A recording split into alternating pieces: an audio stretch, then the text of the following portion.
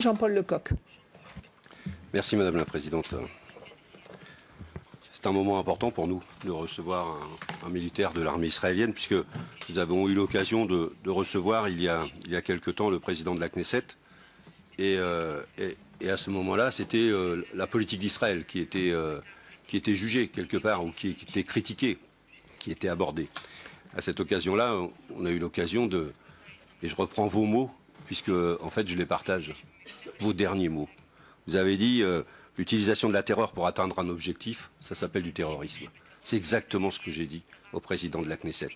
C'est que la politique qui est menée par Israël à Gaza, c'est que la politique d'apartheid qui est menée en Israël, c'est que l'ensemble des dispositions, et la dernière, et moi j'ai eu l'occasion avec d'autres députés d'aller au lendemain de l'opération Plomb Durci, rencontrer les autorités, y compris le Premier ministre, ce que votre armée a fait à Gaza à l'occasion de l'opération Plomb Durci, c'était un acte d'humiliation et vous avez semé la terreur. Vous avez broyé la zone économique de Gaza, du nord de la bande de Gaza. Elle n'était pas plus haute que 40 cm. Tous les bâtiments étaient broyés sur des kilomètres.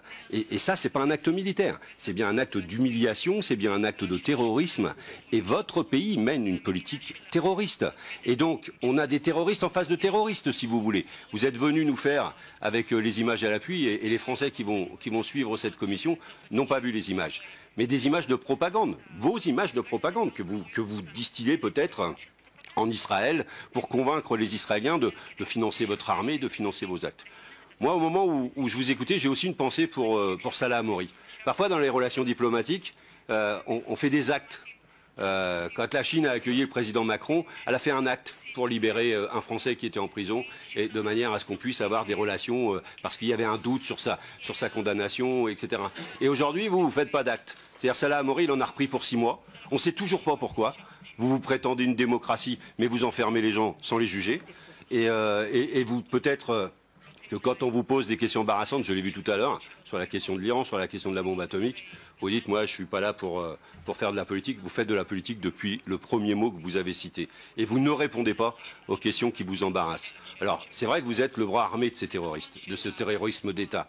Et donc, c'est compliqué pour vous de venir nous expliquer. Et je pensais que vous alliez faire ça. Heureusement, vous avez eu la dignité de ne pas venir nous expliquer pourquoi vous avez tiré sur des petits garçons ou sur des petites filles, pourquoi vous avez utilisé des armes qui font des dégâts dans les chairs des personnes, pourquoi vous avez agi de cette manière. Vous prétendez défendre une frontière. La frontière, votre État ne l'a pas reconnue. Il n'y a pas de frontière. Et la ligne de Gaza, c'est une ligne d'armistice, mais qui n'est pas, que vous ne considérez pas, vous, votre État, comme une frontière. Et donc, vous ne défendez pas une frontière. Ensuite, la légitime défense s'entend d'État à État. C'est-à-dire, est-ce que vous avez eu en face de vous une armée qui justifiait la légitime défense de l'armée d'Israël au regard justement de la réglementation internationale. Ce n'était pas le cas. Et vous avez bien vu qu'en face de vous, vous aviez des jeteurs de cailloux, peut-être vous avez des gens qui faisaient voler des cerfs-volants, peut-être vous avez des pneus brûlés, vous appelez ça la terreur. Moi, quand je manifeste sur le port du Havre, parfois les dockers font brûler des pneus et ça fait la même fumée et c'est un acte de résistance. Aujourd'hui, les Palestiniens ont droit à cette résistance. La résolution des Nations Unies les autorise à ce retour. Les autorise, je termine Madame la Présidente, à retrouver leurs terres. Aujourd'hui, la question qui est posée, c'est le chemin pour la paix, c'est entendre ce peuple palestinien qui ne peut pas rester cantonné dans le ghetto de Gaza. Vous devez les sortir, ils doivent pouvoir retrouver leurs terres et c'est ça l'enjeu. Vous ne pouvez pas utiliser